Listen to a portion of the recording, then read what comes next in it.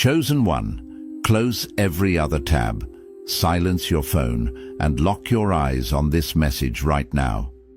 That restless feeling pulling at you, the one you have not been able to shake since you woke up this morning, that is not anxiety.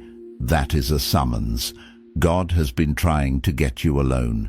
The enemy is working overtime today for one reason, and one reason only. He knows what gets released the moment you finally sit still long enough to hear what heaven has been waiting to say. It all shifts from this moment. The noise, the confusion, the spiritual static that has been jamming your signal for weeks. But here is what you need to understand. This shift is not coming from nowhere. It is coming directly from what you have been doing in secret. The prayers no one witnessed. The tears you cried in a room by yourself. The moments you chose to keep going when every logical reason told you to stop. Think back to that moment this week when you pulled away from everyone. Maybe it was intentional. Maybe you did not even have the words to explain why you needed to be alone. You thought you were isolating. You thought something was wrong with you for wanting to disappear from the noise. You did not know it then, but that withdrawal was not weakness. That was God separating you from distraction so He could speak directly to your spirit without interference. You did not find this video by accident. The algorithm did not bring you here. God did. This is a divine appointment written into the architecture of your destiny long before you were born. You are not stumbling across a message. You are arriving at a moment. Stay until the very last second of this, because in the next few minutes, I am going to hand you the exact verdict heaven has already issued over your situation. I am going to walk you through the precise moment this week where you unknowingly activated a spiritual shift you cannot yet see with your natural eyes. And at the end, I am going to give you the declaration that seals this season shut, so the enemy cannot reopen what God has already closed. Do not leave early. The version of you that has been on your knees asking God why He is silent, that version of you deserves to stay until the answer arrives. I know what the last 72 hours have felt like. The atmosphere around you has not just been quiet. It has felt sealed, like you are inside something, a waiting room, a suspension, a holy pause you cannot name. Maybe you have been checking your phone more than usual, waiting for a sign, a message, a confirmation that you are still on the right path. Or maybe you have done the opposite.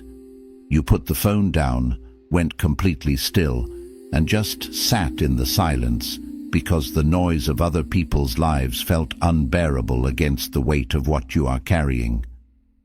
You feel like you are in between, not where you were, not yet where you are going. And in that in-between space, the enemy has started whispering a very specific lie. He is telling you that the reason God has gone quiet is because you did something to break the connection. He is replaying a moment in your mind. Maybe it was that conversation where you said too much. Maybe it was the moment you chose yourself over someone else, and now you are wondering if that was selfish. Maybe it was the moment you admitted to God that you were tired of waiting, and you questioned whether any of this was real. The accuser is looping that moment and telling you that your doubt disqualified you, that your honesty offended heaven, that God told you to watch this alone because He has a correction coming, not a confirmation.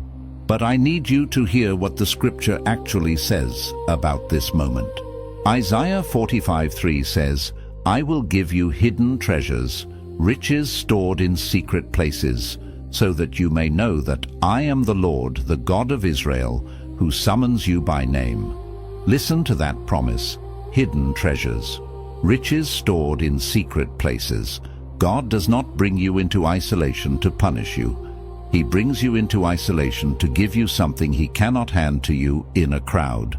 The private season is not rejection.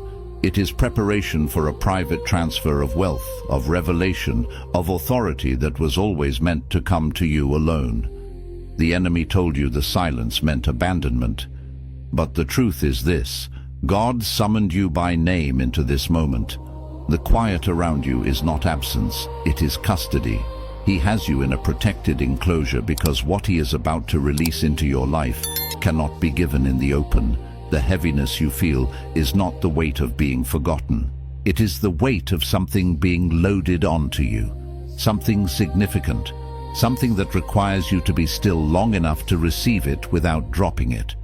You thought pulling away from everyone this week was a sign that something was wrong with you. But let me reframe your reality right now. That was not isolation, that was installation. And now that you understand what has been happening, now that you can see the withdrawal for what it truly was, something else needs to be named, a deeper truth unveiled. Because this period of installation, this divine quietude, is merely the genesis of a grander unfolding in your life. It is not merely a pause, it is a profound process.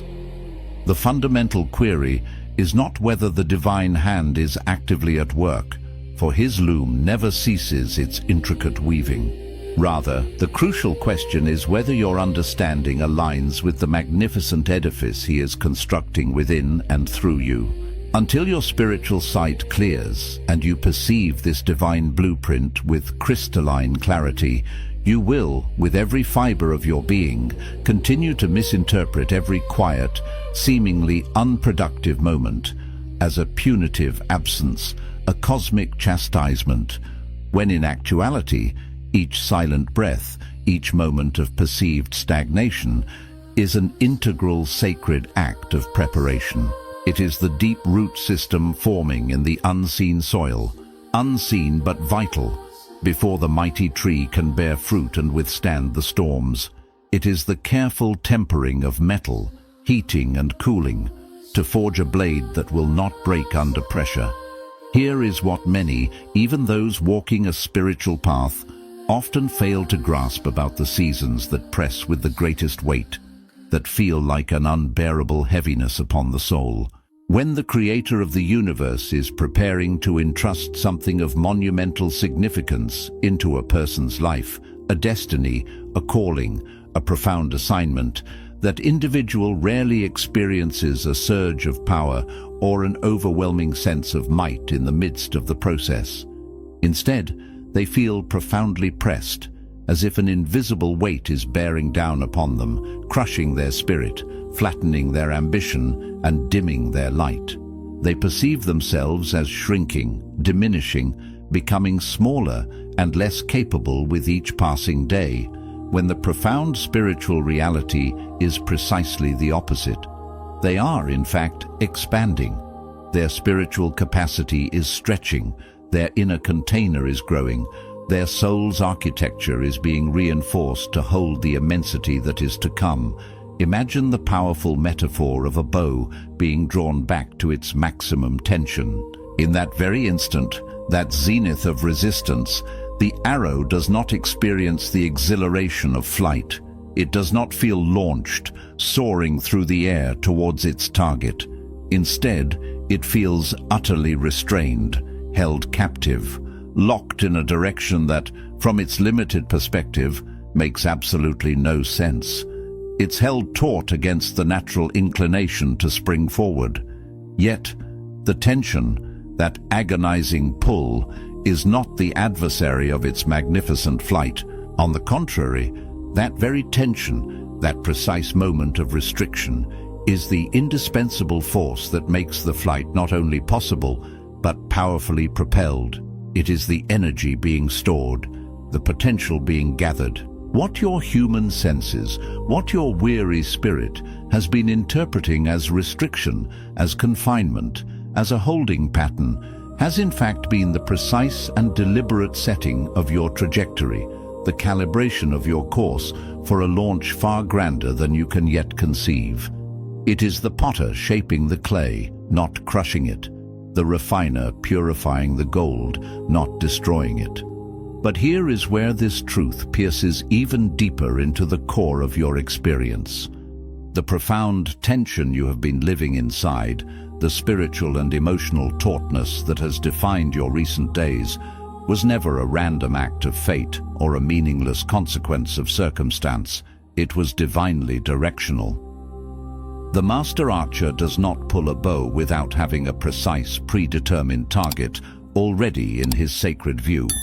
Every millimeter of that draw, every fraction of a degree of tension, is calibrated with purpose. This means that the very forces, the very circumstances, the very feelings that have felt like they were holding you captive, preventing your progress, and stifling your momentum, have actually been meticulously aligning you. They have been pivoting your perspective, adjusting your spiritual compass, and honing your focus towards that specific target. And this revelation brings us to a profound truth that most people tragically overlook in seasons such as this. The enemy, that ancient adversary, does not waste his precious resources, his dark energies, or his cunning strategies fighting against individuals who have no future, who possess no divine destiny, who are not earmarked for greatness. He does not allocate his limited power to delay or derail what possesses no inherent spiritual momentum or no powerful purpose behind it. The sheer intensity, the relentless pressure, the pervasive level of resistance you have been experiencing is not, let me repeat, not evidence of God's absence, nor a sign of his displeasure, nor an indication of your insignificance. On the contrary, it is unequivocal evidence of what the enemy in his unseen realm can already perceive coming for you. A glorious future, a mighty anointing, a profound assignment that you, in your limited natural vision, cannot yet fully grasp or see for yourself. It is the shadow cast by your approaching light, the tremor of the earth before a mighty move of God. Consider, if you will, a pivotal and often overlooked moment in the ancient text, the book of Daniel. Daniel, a man of unwavering faith, enters into a period of deep prayer and fasting, seeking divine understanding and intervention. As soon as his heartfelt prayer ascends to the heavens, God, in his infinite swiftness, dispatches the answer immediately. The divine decree is issued, the heavenly messenger sent forth. Yet that answer, though dispatched from the throne room without delay, does not manifest in Daniel's natural reality for an agonizing 21 days. This protracted waiting period was not because the omniscient God somehow forgot his faithful servant. It was not because Daniel's prayer lacked fervor or potency, nor was it a test of endurance through divine silence. The sacred text reveals a far more profound truth. There was an intense, unseen warfare raging in the spiritual realm, a cosmic clash of forces specifically targeted at hindering that divine answer from reaching its intended recipient. The angel, carrying Daniel's breakthrough, his revelation, and his divine response, was intercepted. He had to engage in a ferocious spiritual battle, fighting through a formidable opposition orchestrated by the Prince of Persia, a demonic principality. The resistance encountered was directly and precisely proportional to the immense significance of what was being delivered, to the weight of the revelation, and the impact it would have on human history. I implore you, let that truth settle deep within your spirit. Let it anchor itself in your weary mind. The delay you experienced was not a reflection of God's doubt about you, nor was it a sign of his disregard. The delay was opposition, and this opposition was not random. It was not a meaningless spiritual skirmish.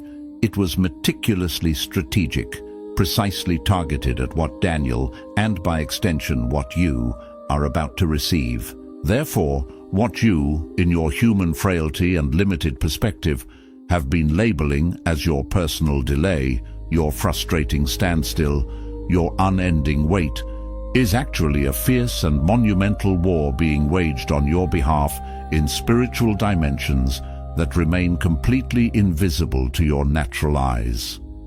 The answer to your most fervent prayer, the very breakthrough you have yearned for, the destiny you have whispered in the dark, is not stagnant. It is already in magnificent motion. It has already been irrevocably dispatched from the throne room of grace, traveling through the unseen corridors of the heavens towards you, and what you are currently experiencing in your natural, tangible reality, the persistent resistance, the heavy atmosphere, the inexplicable blockages, is not a sign of failure or abandonment.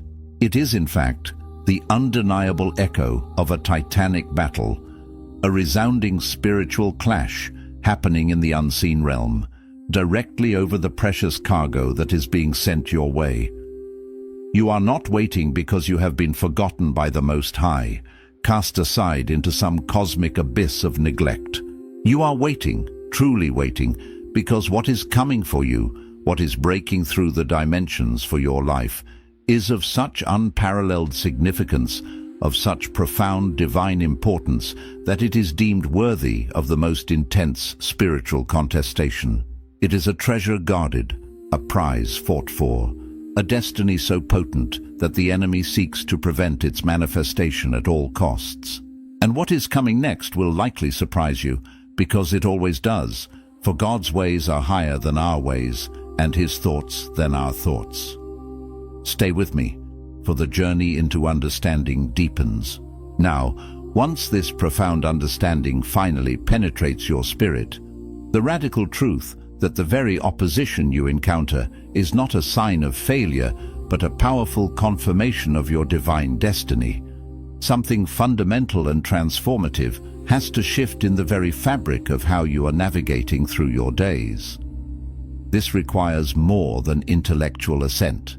It demands a visceral recalibration of your spiritual posture, because the common, almost instinctual human response, when confronted with persistent resistance and overwhelming heaviness, is to withdraw, to retreat into a self-imposed spiritual silence, and tragically, to do so in the wrong way. Most people cease speaking. They stop declaring the promises of God over their lives. They interpret the weight, the pressure, the oppressive atmosphere as a definitive signal to pull back from the very act of faith, to cease their spiritual exertions, when in profound spiritual reality it is precisely the opposite. It is an urgent clarion call to press deeper into the heart of faith, to lean harder into the divine. And this, beloved, is precisely the critical juncture where so many chosen people, so many vessels of destiny, inexplicably lose a momentum they absolutely cannot afford to forfeit. Their silence in the natural realm tragically translates into a deafening silence in the spiritual realm. And let me be unequivocally clear, silence in the spirit is not, repeat, is not rest. It is not a Sabbath.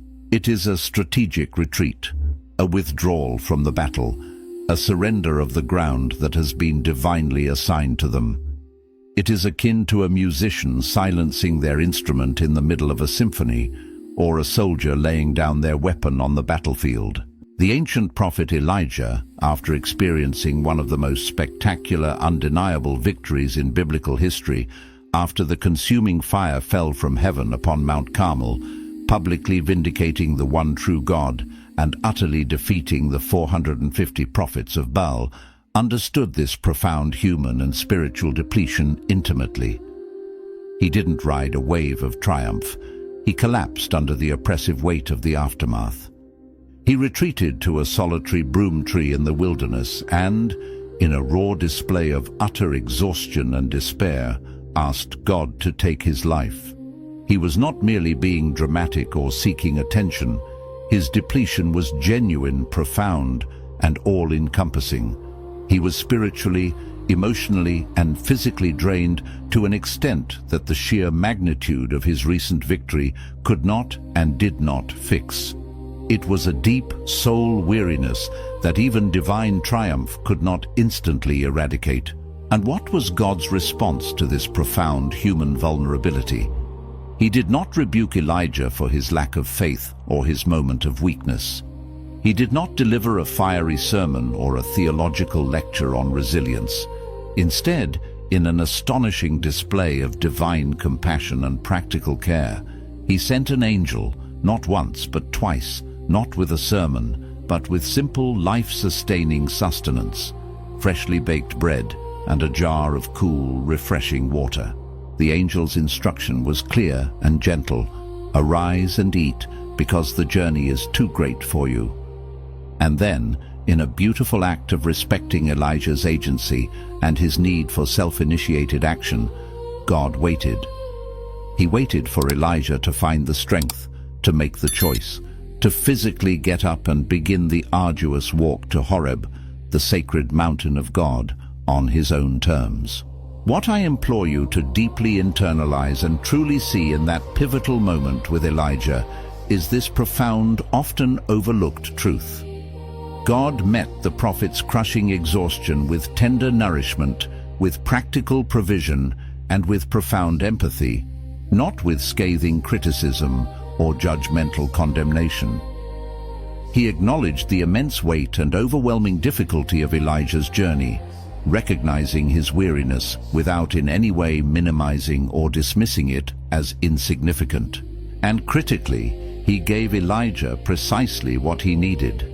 Not a miraculous removal of all obstacles, not an instant teleportation to his destination, but the sustained energy and renewed vitality to keep moving forward without removing the inherent difficulty, the challenging terrain, or the necessary length of the road ahead. The journey was still immensely long. The cave, when he finally arrived, was still dark and isolated. The wilderness winds still howled. But Elijah, empowered by that divine meal, sustained by that heavenly intervention, arrived at the mountain of God. And it was in that very cave, in the profound stillness that settled after the dramatic wind, the terrifying earthquake, and the consuming fire had passed, in that sacred, hushed quietude, that God finally spoke to Elijah, not in a thunderous roar, but in a still, small voice, a delicate whisper that only a prepared and quieted heart could truly discern.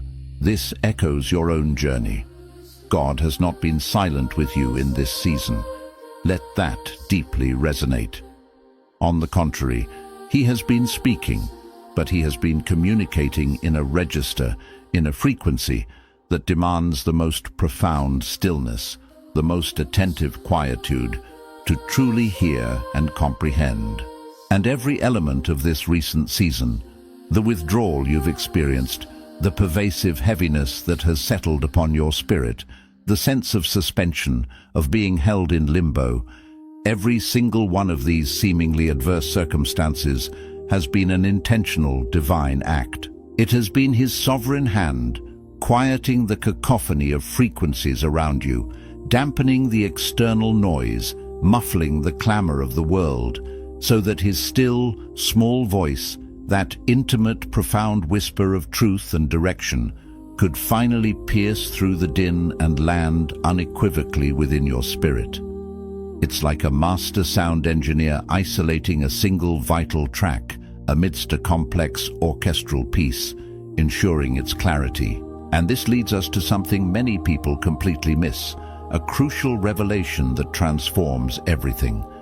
I need you to stay exceptionally close here, to lean in with your entire being, because what I am about to articulate is the singularly most powerful insight that will fundamentally change the posture, the trajectory, and the outcome of everything that comes next in your journey.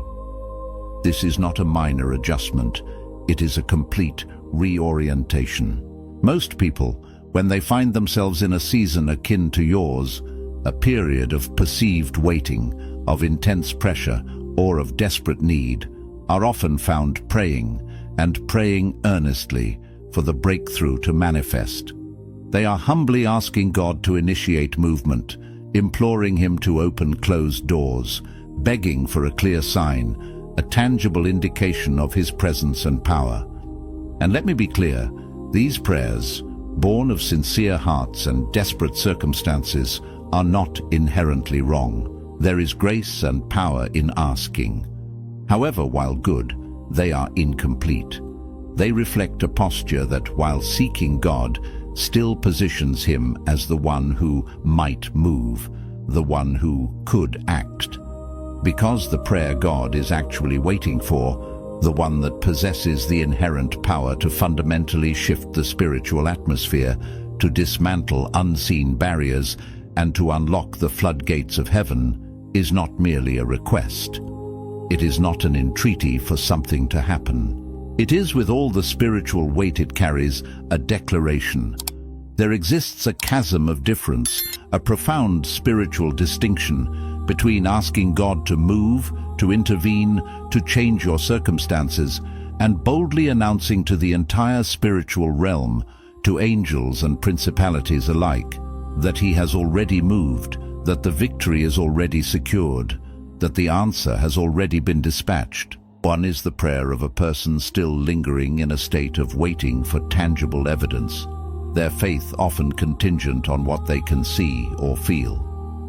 The other is the prayer, or rather the decree, of a person who has made a resolute decision to govern their situation, to rule over their circumstances, not from the limited perspective of what their natural eyes can perceive, but from the unshakable certainty of faith, grounded in the established reality of heaven.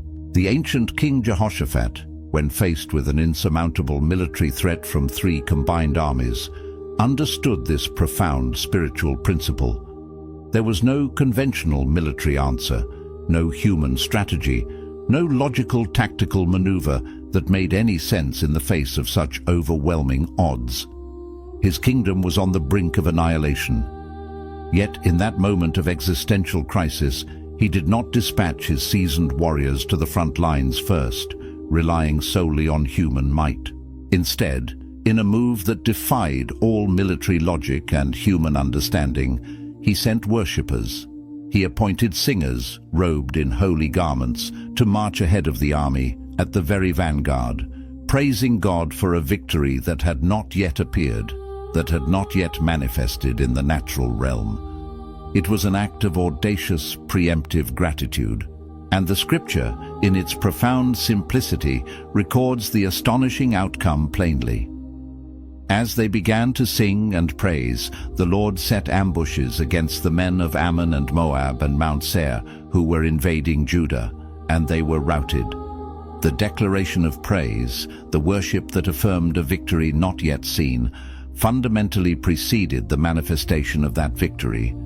The worship was not merely a passive response to an already secured triumph. The worship itself was the potent spiritual weapon that initiated and released the divine intervention, the heavenly strategy that utterly annihilated the enemy. It was the key that unlocked the ambush. Place your hand on your chest and speak this with me, and mean every word. I release the lie that I am the exception. I release the belief that my past disqualified what God already designated. I release the grief, the exhaustion, the weight of waiting in silence when I did not know if anyone was listening. I receive the truth that I was summoned here by name. I receive the declaration that my delay has been a battle fought on my behalf. I receive the authority of this season, the assignment hidden in the isolation, the treasure stored in the secret place. I am not behind. I am not forgotten. I am not disqualified. I am exactly where God placed me, being prepared for exactly what He promised me. The enemy's window is closed. What heaven has spoken over my life is sealed, established, and already in motion.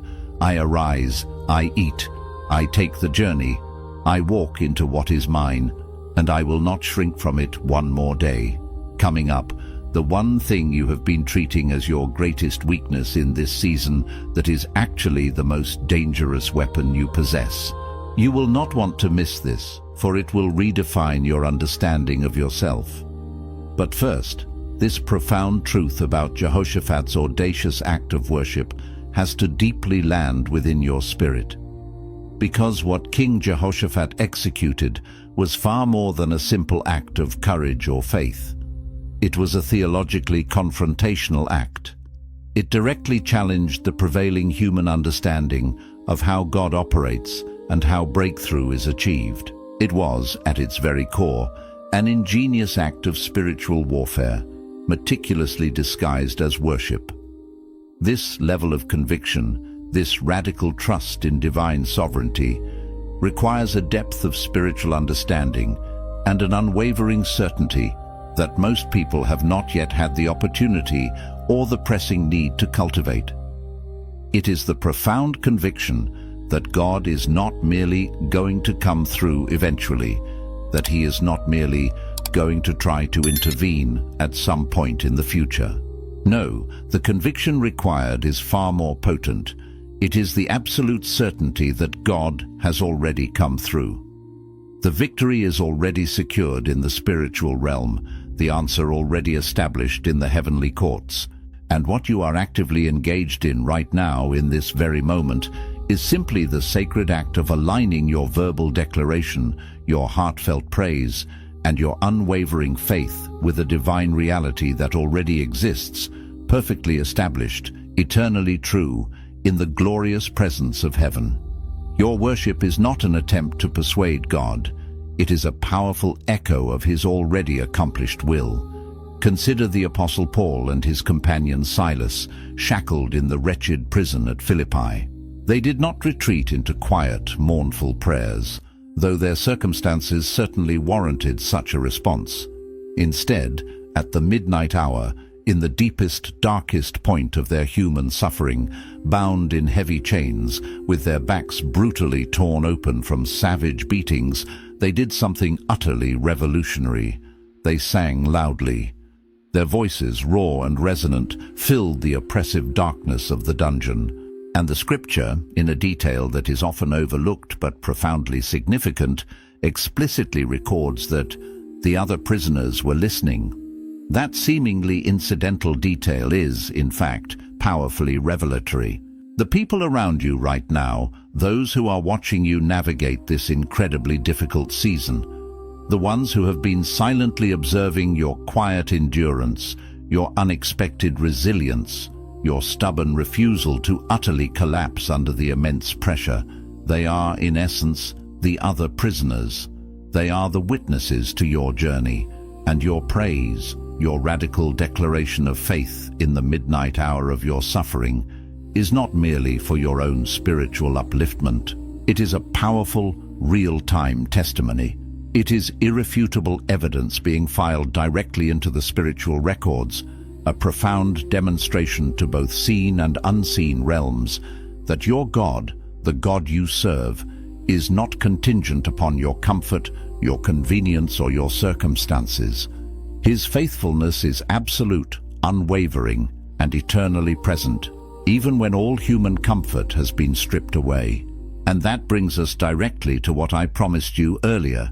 The very thing you have, perhaps unknowingly, been calling your greatest weakness, the very aspect of your being you've sought to suppress or apologize for.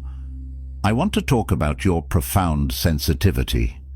The way you experience life, the way you feel things, is often at a depth that transcends what most others encounter.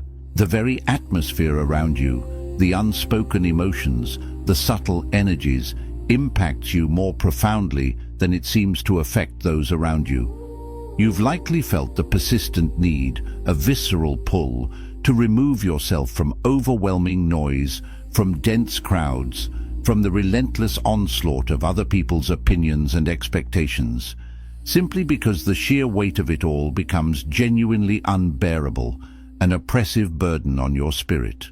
You have, in your earnest desire to fit in or to cope, been apologizing for this innate quality. You have internally and perhaps externally labeled it as a flaw, a defect in your spiritual or emotional makeup. You have meticulously managed it, compartmentalized it, and tried to control it as if it were a significant liability, something to be minimized or overcome, instead of recognizing and stewarding it like the precious, powerful, and divine gift it actually is. Let us be unequivocally clear. What you possess is not merely emotional instability, nor is it a sign of inherent weakness.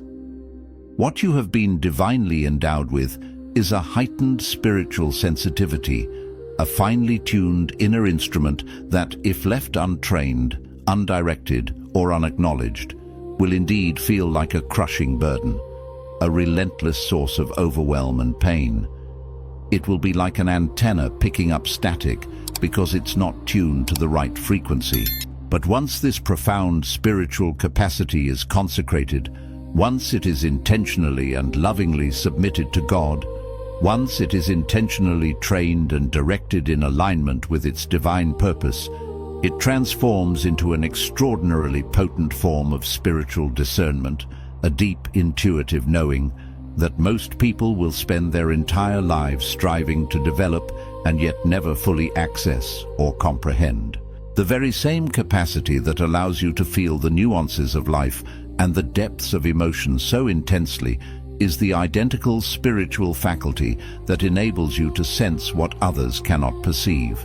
It allows you to hear the whispers of the spirit that others cannot detect, to perceive the subtle shifts in the unseen realm, and to intercede with an accuracy and power that springs not merely from intellectual knowledge or factual information, but from a profound spirit-led perception and intuition. It is a spiritual radar, a divine compass, a prophetic insight. And now, beloved, here is where the deeper confrontation truly begins. Because we have been meticulously building to this pivotal moment, layer by layer, truth upon truth, and this is a revelation that absolutely cannot be avoided or skirted around. It demands your full, unwavering attention. The singular thing that has genuinely been holding you back in this recent season, the true impediment to your breakthrough and your advancement, is not what the enemy has done to you, though his attacks may have been real and painful. It is not the people who unexpectedly left your life, severing ties and leaving wounds. It is not even the doors that were forcefully closed in your face, sealing off avenues you thought were destined for you. While those experiences were undoubtedly painful, and the pain you felt was absolutely real and valid, they are not the ultimate root cause of your delay. The root, the foundational issue, runs far deeper than any external circumstance, deeper than any wound inflicted by others, and God, in his infinite wisdom and boundless love, has been gently circling this insidious root during this sacred season of stillness. He has been bringing it to the surface, not to condemn you, but because he loves you far too profoundly, far too intimately, to allow you to continue building your life, your destiny, or your future on a foundation that harbors a deep, unseen crack, a fissure of unbelief that you, in your natural vision, have been unable to perceive. The real delay, the underlying, often hidden thing beneath all the other things you've identified, is a deeply ingrained belief that you have not yet fully released, a narrative you continue to hold on to within your spirit. It is the insidious belief that you are somehow the exception to God's magnificent promises. It is the quiet, persistent whisper that everyone else gets to step into the fullness of what God has spoken over their lives. That other people receive the miraculous breakthrough, the profound restoration, the wide-open door of opportunity. But somewhere deep within you, nestled in a vulnerable corner of your heart, there is a quiet yet incredibly powerful voice that relentlessly whispers, "Not you." It says, "Not after what you have done. Not after how long you have seemingly waited in vain. Not after how many times you have bravely started, only to stumble and stop, only to fall again and again, and then with great effort gotten back up only to fall once more." That persistent condemning voice insists that you are the one person God uniquely meant his promises for, but somehow, inexplicably, you have been excluded from the grace of receiving them. That, my beloved, is the most dangerous lie, a profound deception that has been masquerading as genuine humility. And it is, without question, the most cunning and destructive lie the enemy deploys against chosen people, against those marked for divine purpose. Because it expertly uses the very language of reverence, the deceptive guise of spiritual modesty, to produce the bitter fruit of paralysis, of spiritual stagnation, and of arrested development. On the surface, it may sound virtuous, echoing sentiments like, "Who am I to receive such a magnificent blessing? I am unworthy." But beneath that veneer of humility, its true function is far more sinister. It acts as an impenetrable barrier, a formidable spiritual wall erected between you and everything God has already irrevocably placed your sacred name upon, everything He has already divinely destined for you to inherit. It is a self-imposed prison of unworthiness, and just when you believe you have fully grasped the weight and implications of that truth, there is yet one more profound layer to uncover.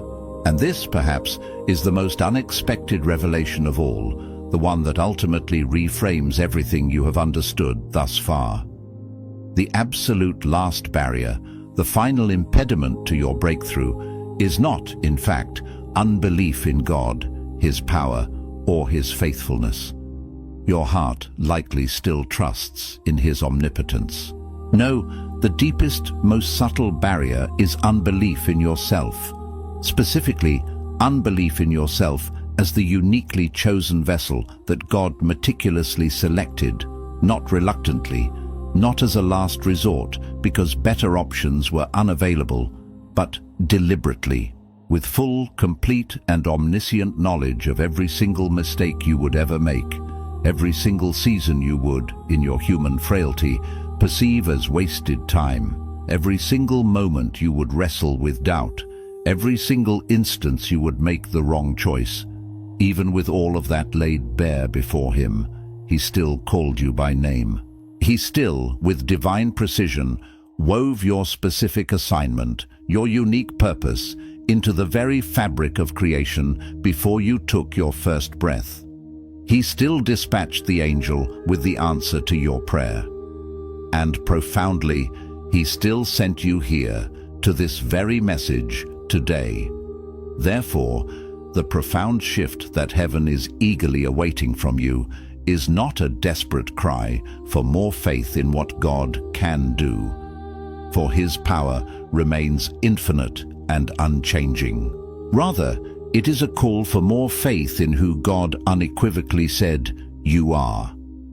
Because the version of you that perpetually keeps asking God to prove Himself, to provide undeniable evidence before you move, is the version that will, by its very posture, always remain in a state of waiting, forever lingering at the threshold.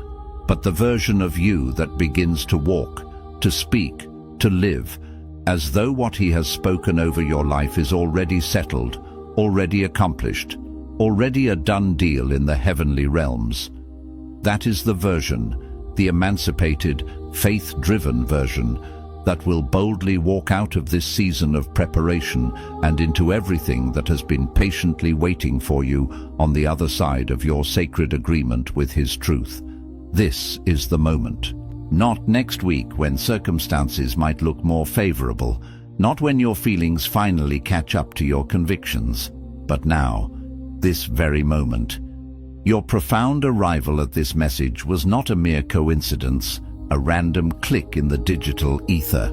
It was a divine appointment, a precisely orchestrated rendezvous with destiny, and heaven, with bated breath and eager anticipation, has been leaning towards you, stretching out this entire time, patiently waiting for you to lean back, to respond, to engage in this sacred dialogue of faith. Place your hand on your chest and speak this with me and mean every word. I release the lie that I am the exception. I release the belief that my past disqualified what God already designated. I release the grief, the exhaustion, the weight of waiting in silence when I did not know if anyone was listening. I receive the truth that I was summoned here by name. I receive the declaration that my delay has been a battle fought on my behalf. I receive the authority of this season, the assignment hidden in the isolation, the treasure stored in the secret place. I am not behind. I am not forgotten. I am not disqualified. I am exactly where God placed me, being prepared for exactly what He promised me. The enemy's window is closed. What heaven has spoken over my life is sealed, established, and already in motion. I arise, I eat, I take the journey. I walk into what is mine, and I will not shrink from it one more day. If this message reached something real in you, something deep within your spirit that you have not been able to name or articulate until today, a truth that resonated with the deepest core of your being, share it with one person who desperately needs to hear it. Not to grow a channel, not for personal gain, but because the person you are thinking about right now, the one whose face just came to mind while you were reading that powerful declaration, they are likely sitting in their own profound silence, grappling with their own doubts and secretly wondering if heaven still sees them, if their prayers are still heard, if they are still remembered. Send it to them. Be the angel dispatched, the heavenly messenger, chosen by God to carry the answer, the encouragement, the truth to their waiting heart. That too is not random. Nothing about today, nothing about this moment has been.